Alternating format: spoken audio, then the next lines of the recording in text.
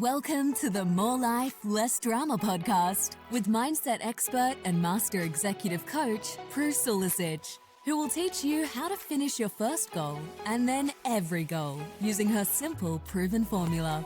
If you're ready to live more life, have more fun, and reach your potential with less drama, you're in the right place.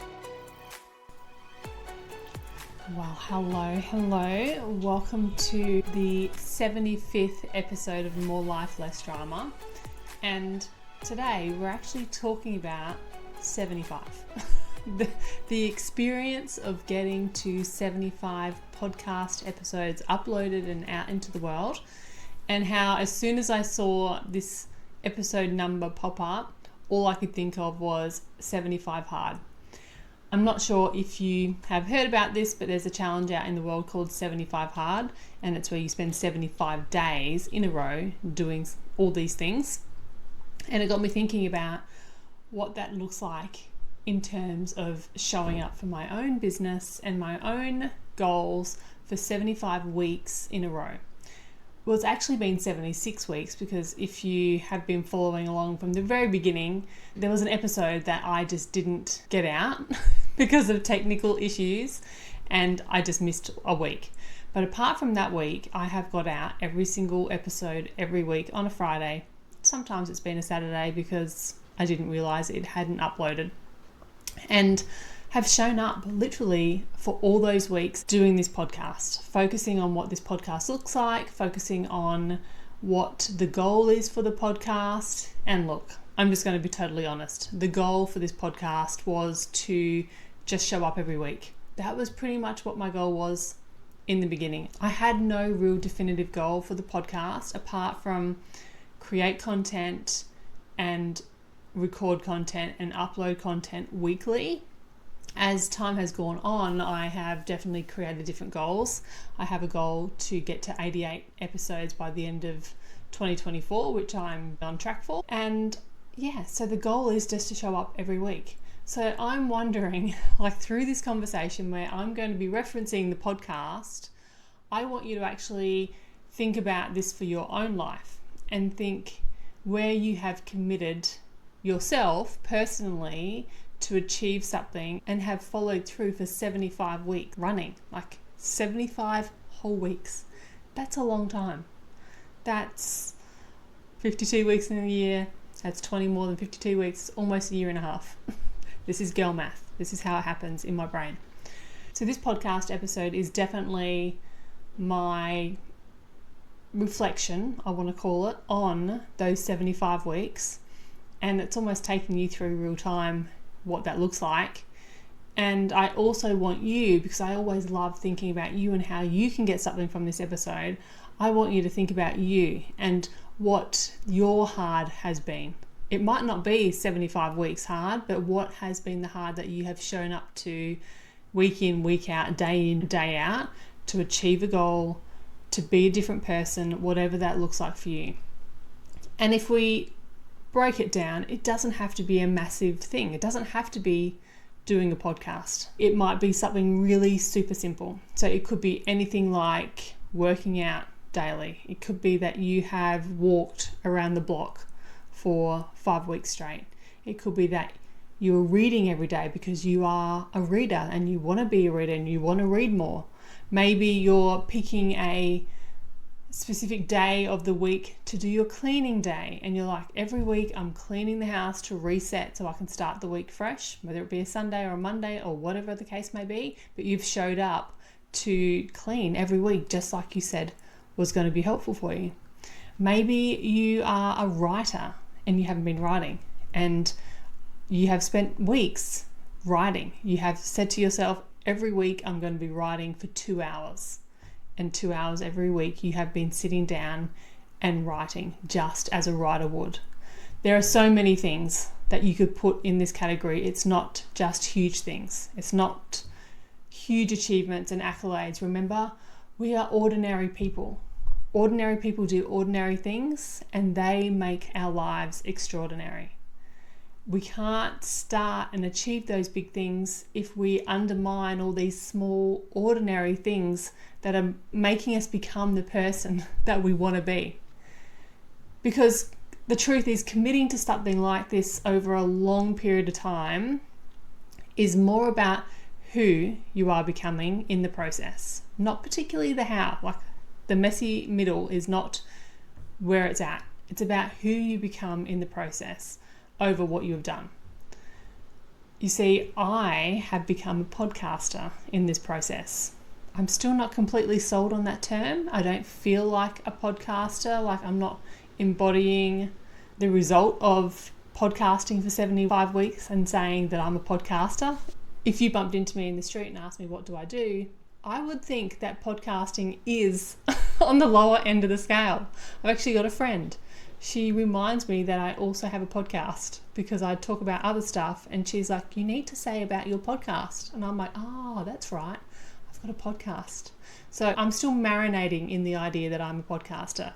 But the truth is, when I look at it and have a reflection moment, I have become a podcaster. You can't not become a podcaster when you do 75 podcasts. And it's actually even more because we did so many podcasts with Wholehearted as well. The point here, my friends, is someone who shows up and creates value for people every week is the person who I have become. I have tried this in so many other ways over the years, and this is the thing that has stuck. The best thing about this is I have tried and given other things a go and have failed miserably, or have just like scratched my head and be like, I don't know why that didn't stick. But then I just kept showing up and kept saying yes to new things, and all of a sudden we are at 75 episodes of a podcast. Like I said, almost a year and a half. Basically, I have become a person who says I'm going to do something and I do it.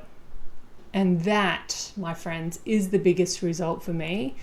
And it's why I'm so passionate about it being the biggest result for you too. I want you to be a person that says I'm going to do this and does it, and doesn't get caught up in the whole drama of our mind and other people's minds. I said, you hearing about my own result about 75 podcasts might not mean anything to you. You might just brush it off. Many people just brush it off.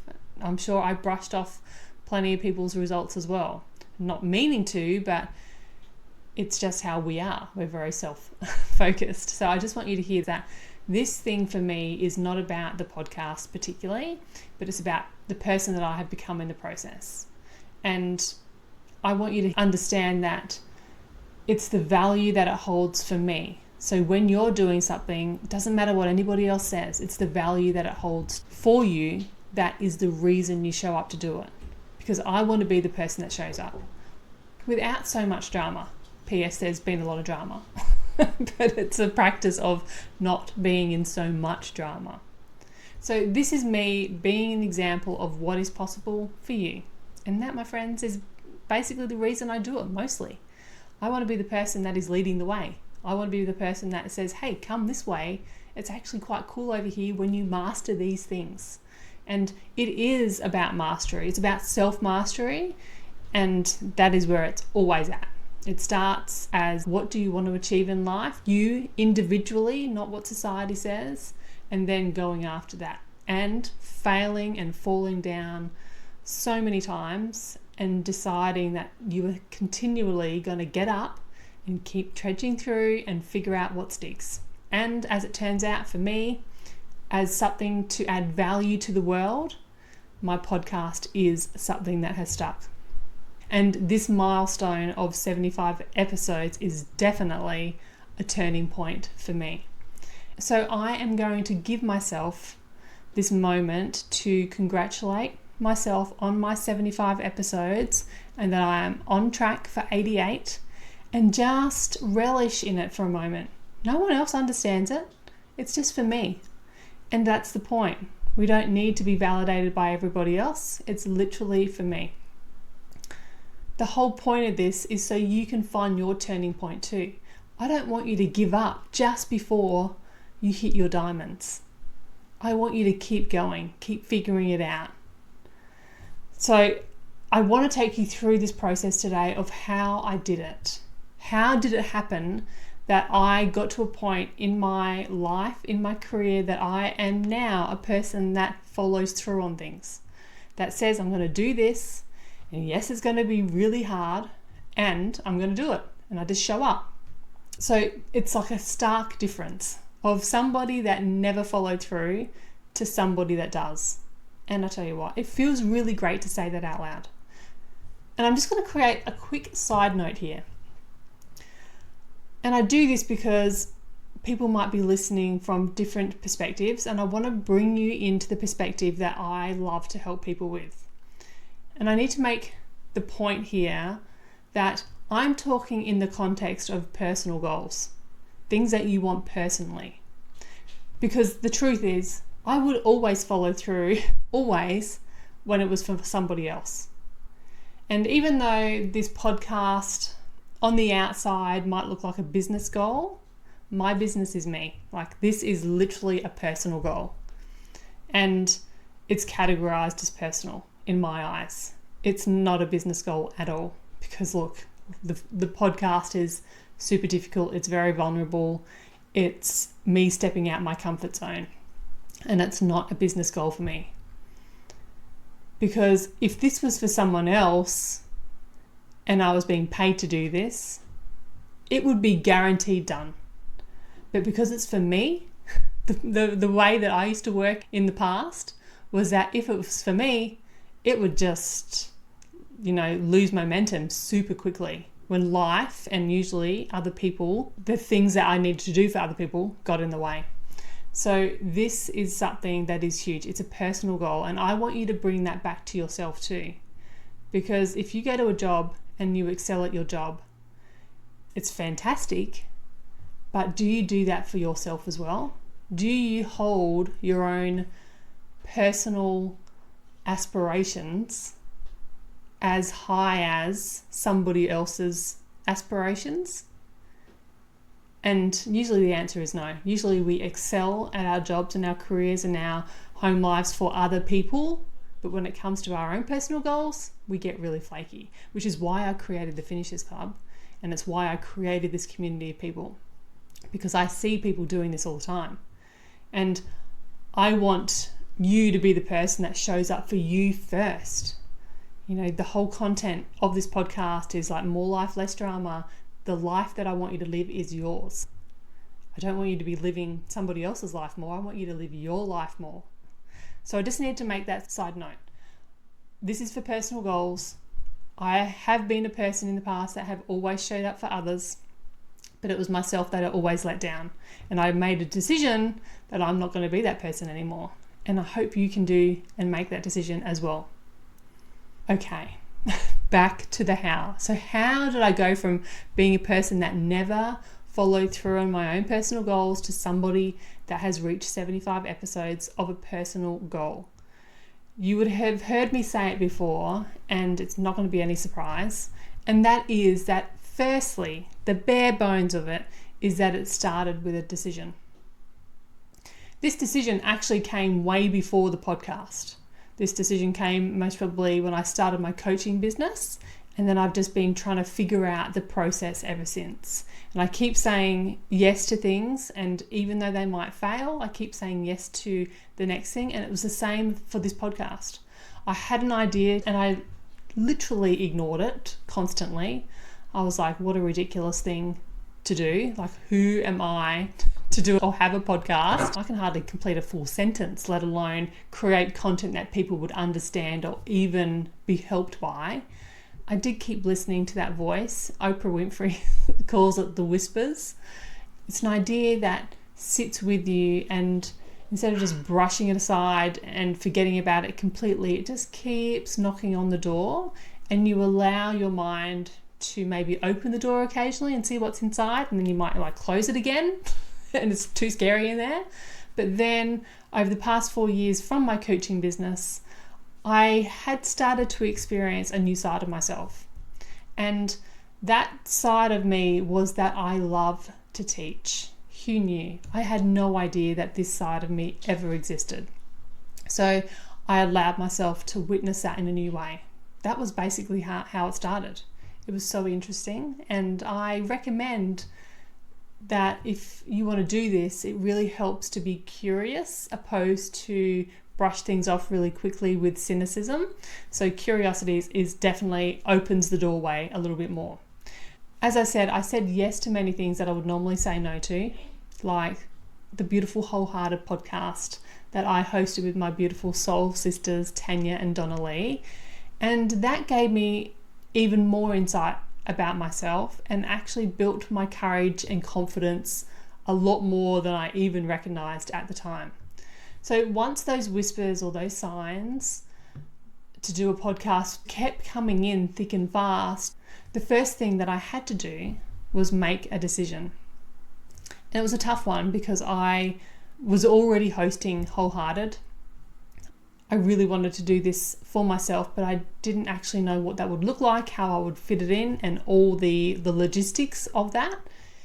But then I just had this urge, and I kept feeling the urge or push to make a decision, so I just did.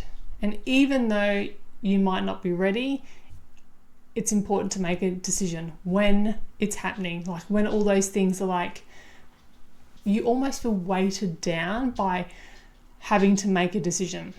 And it can go two ways. The first way is you make the decision clearly. You're like, yep, I'm going to do this. Or, no, I'm not going to do this for now or ever. Like you make decisions like that, they're super clear. So that's one way of making a decision. Or the other way, which is, I can tell you, not the best way to go forward, you stay undecided. And really what they say is if you are undecided, it is also a decision to stay undecided. But this will undoubtedly leave you feeling frustrated, confused, and that feeling of undecided. You'll feel like it's left undone.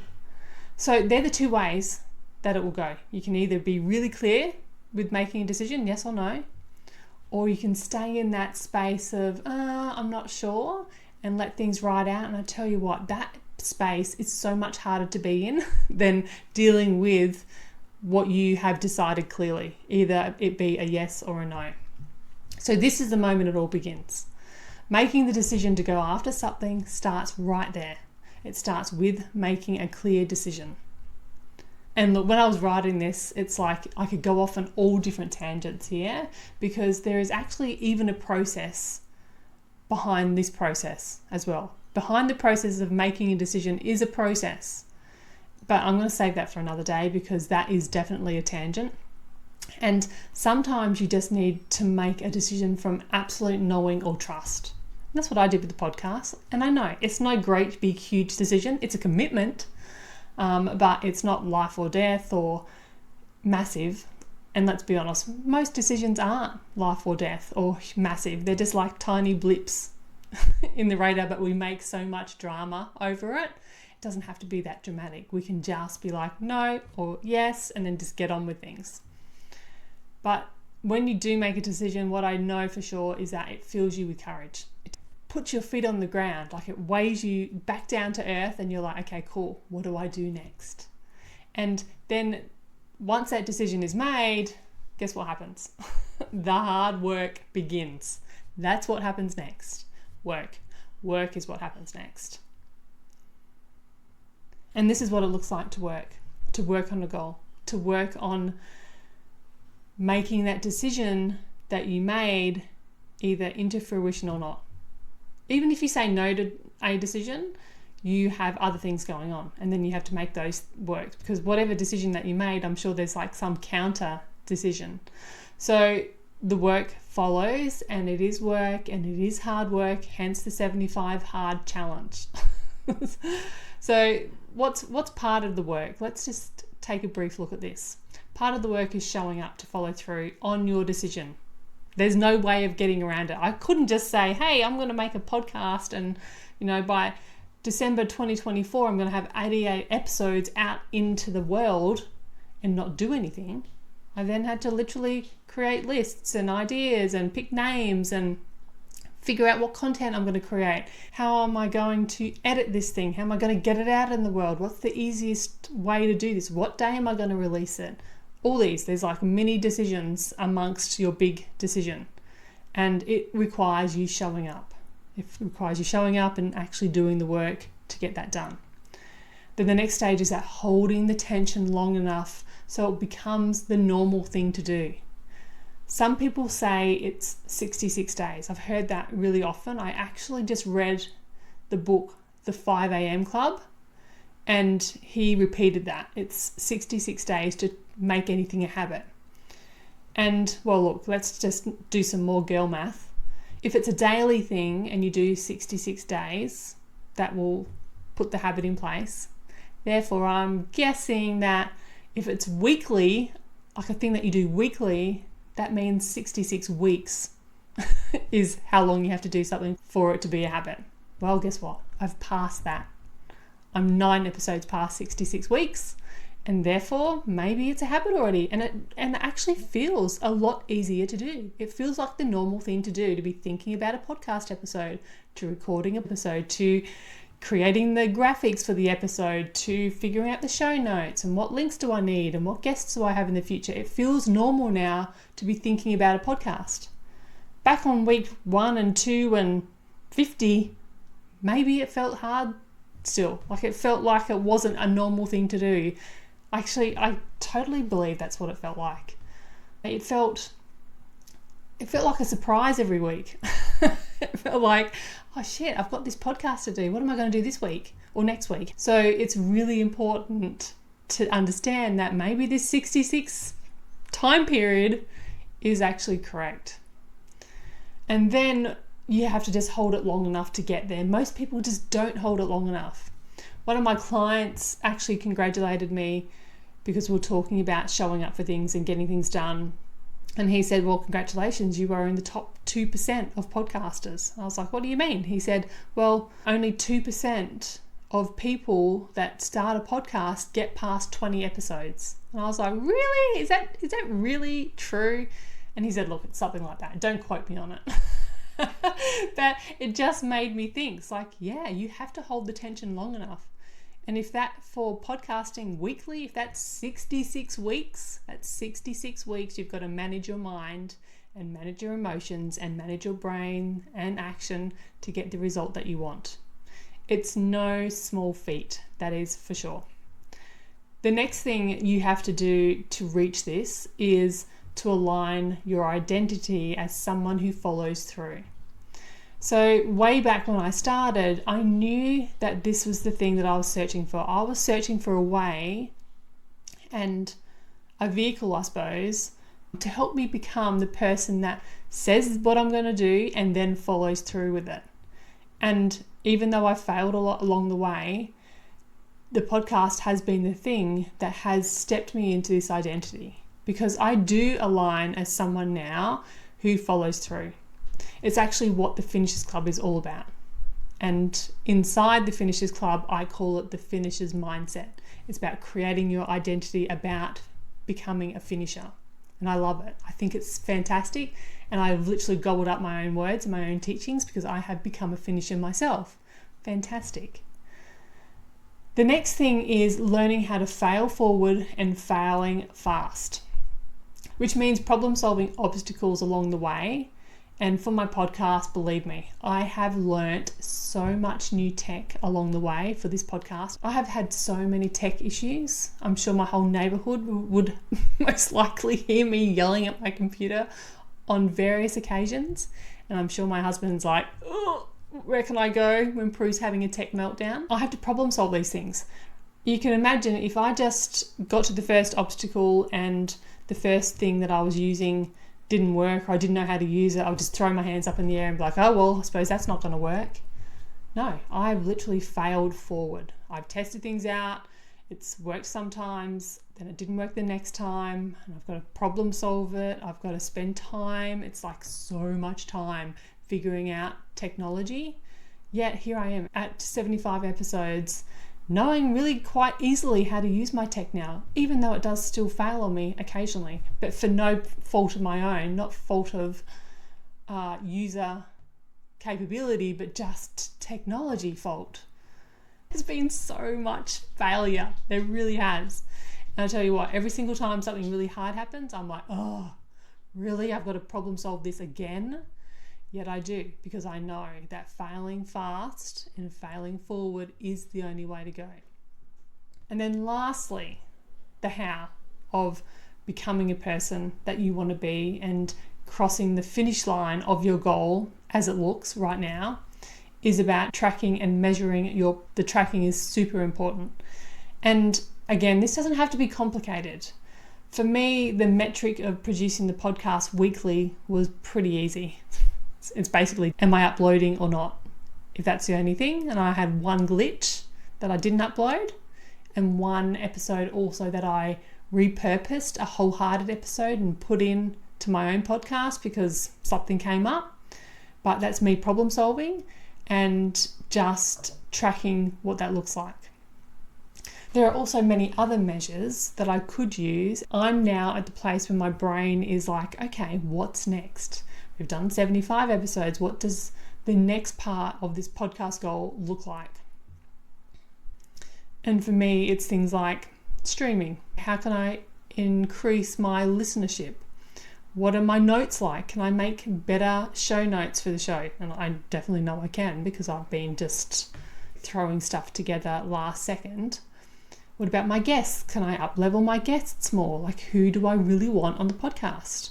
Who can I reach? How can I advertise my podcast more to increase the impact that I want in the world? I can't do that if I don't have any sort of measure. If I'm just like, oh, well, I don't know what I'm after. I'm not sure what I'm doing or going after. Yeah, it might have started that way, just for to get an episode up every week, but it definitely is not where I'm going to be moving into and staying. I'm not going to build a house and live there. I'm actually going to figure out where this is going next. And this is what I want for you too. So if you want to create any meaningful change in your life, remember, this is your life. You have to figure this out for yourself. What are your goals? What decisions are you making? But this is the process that I know works. And I have clearly just shown you some evidence that this works because I have used it. I have done it. Again, I'm the leader saying, come this way. This is what has worked for me, and I know can work for you if you work it for yourself. Everyone's work is different. There's no one particular method that is going to be the method for everybody, but we make it work for ourselves. You might take this model that I've got and just tweak it for yourself, and that's 100% what I want you to do for yourself. I don't want you to just blindly trust me. I want you to figure this out by doing and then tweaking. So the details of this work is an entire other level, because you can just go through life and not figure out how you got there or why you got there, or just pretend like life is happening to you, or you can go after something and your goal is unique to you, but the overarching steps can be as simple as what I just shared with you. And what those steps were, if you have been listening and have been following along from all my episodes, this actually is the process of my SHIIFT model. I'm not sure if you remember that model that I shared with you some time ago, but I've just proven it so beautifully to myself by doing this podcast. So SHIIFT stands for show up, hold the tension, identity, fail fast and fail forward, track or measure. And it all starts with that decision. I've done a whole previous podcast on this, which I recommend you listening to if you haven't already. Even if you have listened to it, maybe go back and re-listen. I'm going to put it in the show notes. I can't remember it off the top of my head what number it was, but definitely one to listen to. I actually got a free PDF that goes along with that episode as well. And I'll also link that into the show notes just as a guide to help you out. But this, my friends, is what it takes to achieve your goals. It really is. It's the start. And you get to decide if you need to tweak it or change it up so it works for you. But what it will give you is like the foundation, like a baseline to start from. Most people say to me, I have no idea where to start. Just start here. Start with a decision. Start with going through the SHIIFT model. Figure out what that looks for you. And of course, then it just takes that plan. But also the mindset. The finisher's mindset is where it is all at mostly. Because the I in SHIIFT means identity. And to me, it's the hardest and the toughest part to conquer. That is the hardest part of 75 hard. It's the mindset. It's the belief that you can do this. And that looks like this. The old me would say, who do I think I am to create a podcast? I would feel, and I did feel, so much doubt, so much fear. I would be completely confused about where to start. It was like all about me.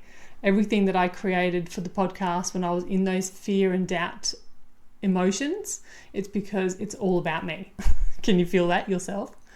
But then the new me is having the thought, my podcast is a source of value to my people, and I have a lot to say that can help.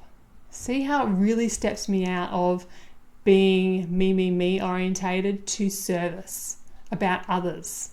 Because the feelings when I think that thought is service, it's confidence, it's support. And that takes me out of my me bubble into them. Like, what do my people need? The people that listen to me, that want to hear this podcast every week, what do they want me to say? And so that's the difference. The I is the hardest part to change, yet it's the most impactful, and it takes all those things as well. So even if you went, okay, my goal is to have a different concept of myself, you can literally still do the SHIIFT model for that as well. Just the identity piece alone is so powerful. I have also created new beliefs about myself and life through this process, and I'm just going to share them with you because I know it's always helpful to hear other people's thoughts. The first one is, I'm capable of being consistent. I've never thought that about myself ever. So for me to be able to say that as a belief that I fully embody and believe, that is like a miracle. Then the next one is, it's okay to be visible. Again, these are completely just out of this world from what and who I used to be back 10, 15 years ago. I always was trying to be as invisible as possible. The next one is, what I have to say is important, and I am important. Wow, that really hits home because I have people pleased so much because I didn't think I ever had anything important to say, and that was, who am I to say anything? I don't really have any ideas anyway. And so me stepping into that belief about myself and my life is tremendous. It's making a huge difference in my life. The next one is, I'm capable of problem solving at a high level. I used to have this old belief about myself that I was just scrappy and didn't ever really think of things in detail, and that was okay. Like, I used to actually like that about myself, but I realized it was a problem. And then I've gone to work and I've figured out a new identity for myself, and I now do 100% believe I am capable of problem solving at a high level. Like, that is incredibly important to me because the things that I'm putting out into the world and how I'm showing up requires me to problem solve at a high level. I can't just be scrappy anymore and, that'll do. I used to say when I was sewing, anytime I've made a mistake, there'd be people that'll be unpicking all the time, and I'd be like, it just adds character. But that was me not problem solving at a high level. That was me just being complacent and being okay with the less exceptional version of what I was able to create, which is a whole nother story. But for now, just know that I am capable of problem solving at a high level. And the last one is, being vulnerable is safe. Again, it sort of goes back to the one about being important and being visible as well. But being vulnerable is safe is a really great thought that I'm stepping into. Maybe I haven't got there 100% yet, but I am moving in that direction, and that is good for you. It's good for me. It's good for my kids. It is so important to know that you can be vulnerable and safe simultaneously. Once I have developed those new beliefs around myself, I also feel that I'm at another level. I've been thinking about the value of this podcast on a whole different level, okay? And even though my goal is to reach 88 episodes by the end of 2024, I've got more things to focus on now, bigger things to make a bigger impact. And that's the next level for me. It actually feels really exciting to step into the next decision in regards to my podcast. And I hope that from this episode that it's not just about me, but because even though I'm using myself as an example, this is about you. It's about you applying the SHIIFT model and decision making to your own life and your own goals, especially remember those personal goals, because look, they just seem to be more elusive for us, especially high achievers. If I can shift into the next level, 100% you can too, and I'm all for it, and I'm all for supporting you to do that. And if you do want to be supported, now is definitely the time to join the Finishers Club. I keep talking about the Finishers Club and it's this place where you can start small and build on your ability to achieve anything that you decide. That's all it is. I'm going to show you a really simple foundational process that is going to help you do that. And then I'm going to hold the space for you so you can change your own identity and step into the new concept of yourself that finishes things that you say you're going to do. The link for signing up is in the show notes. And I just need to tell you that I don't currently have a website. So I don't have a page of information for you to go and look at. But you can listen to the last podcast episode because it's basically a verbal sales page. I just speak into what my sales page is all about. And so you've got all the information about the Finishers Club. So you can listen to that.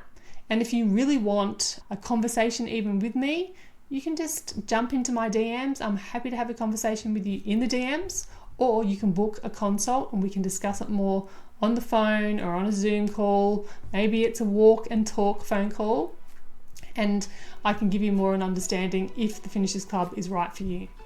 But that's it. I'm going to leave it there. I hope this episode has been helpful, and my beautiful friends, go out and get your own 75 hard done. Have a great week. Talk to you soon. Bye. Thanks for listening to More Life, Less Drama. If you're ready to finish your goals, Prue invites you to join her inside the Finishers Club, where you will learn how to finish your first intentional goal, the hardest part, then complete every goal you set your mind to using her simple formula. Visit head-coach.com.au to get started today.